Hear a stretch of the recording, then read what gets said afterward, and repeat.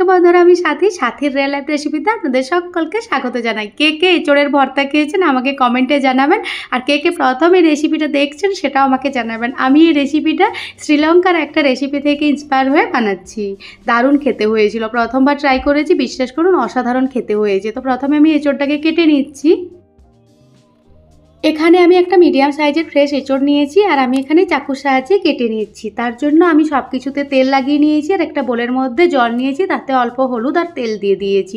তাতে কি হয়, এঁচোড় একদমই কালো পড়ে যায় না। এরপর এঁচোড়ের যে মিডিলের কোর পার্টটা আছে আর যে স্কিন পার্ট, দুটোকে আমি সেপারেট করে দিচ্ছি। ওগুলো তো খাওয়া চলে না, আর যে অংশটা আমাদের খাওয়ার যোগ্য সেই অংশটা নিয়ে নিচ্ছি। ভিডিওতে যেভাবে দেখিয়েছি ঠিক সেইভাবে কেটে নিতে হবে, খুব সহজে কাটা হয়ে যাবে। তবে একটু সাবধানতা অবলম্বন করতে হবে, যেহেতু ছুরিতে আর হাতে তেল লাগানো থাকবে।